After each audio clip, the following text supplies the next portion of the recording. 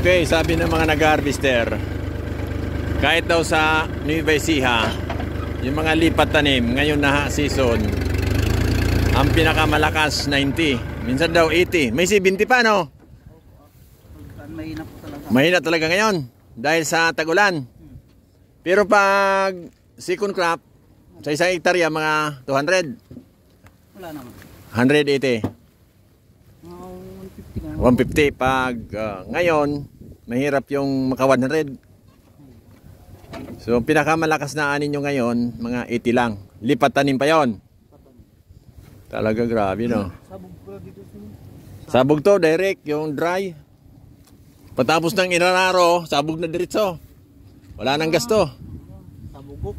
Oh, sabugok, sabi nila. Pinatraktura ko lang ito, madamo, ganyan. Nisprayan ko ng herbicide.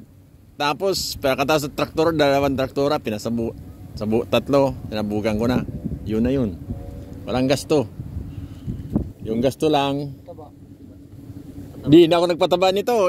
Dalawang sako lang ito kasi pag pinatabaan mo pa yan, baka bumagsak.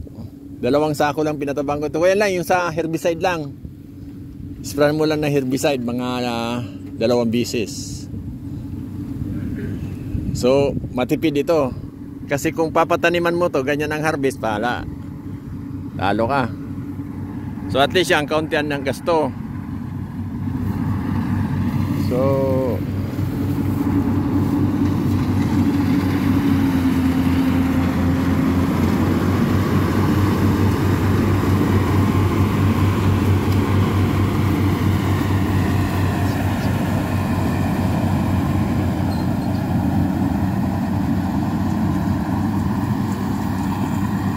pag yung second crop, nakakailang hektarya kayo?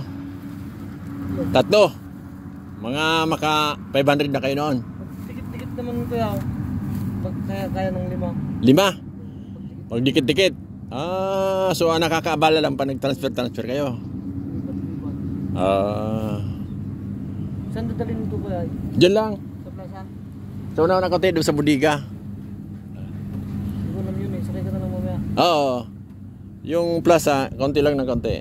Yung may malaking bahay doon, yung budiga doon. Kasi baka mamaya hindi makuha nung bibili. At least doon hindi maulanan.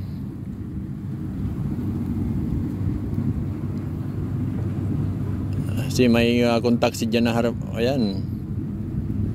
Buyer. Ayan, hindi nila pick up, hindi. Wala akong tulda.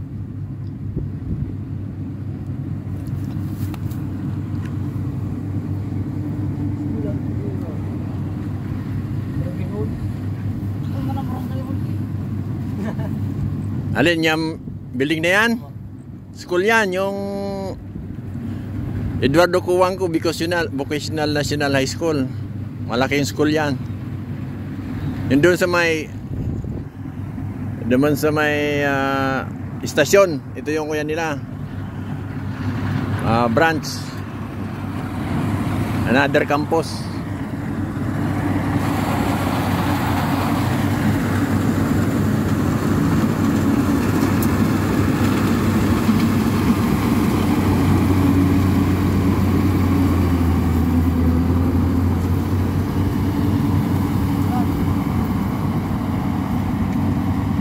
Hindi ko na ito masyadong inabunuhan kasi baka yahabi ko dumapa. Mahirap.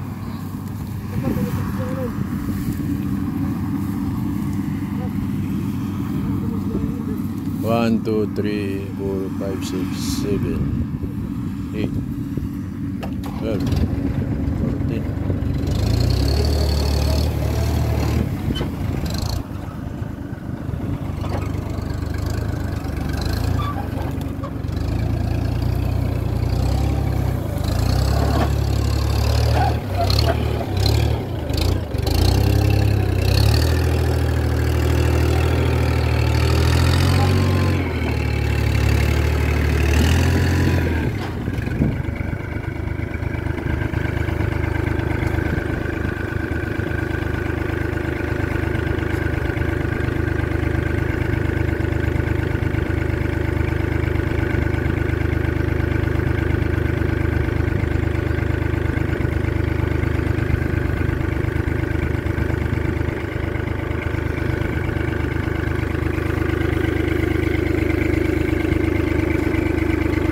Bibiyahe mo na?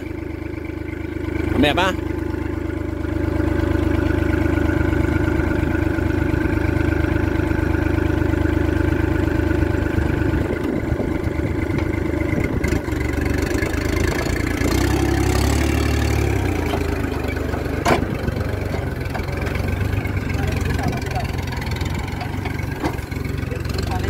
Ha?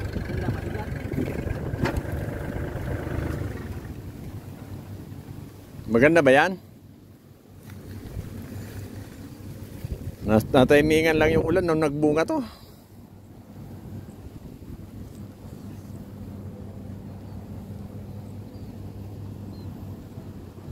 Dapat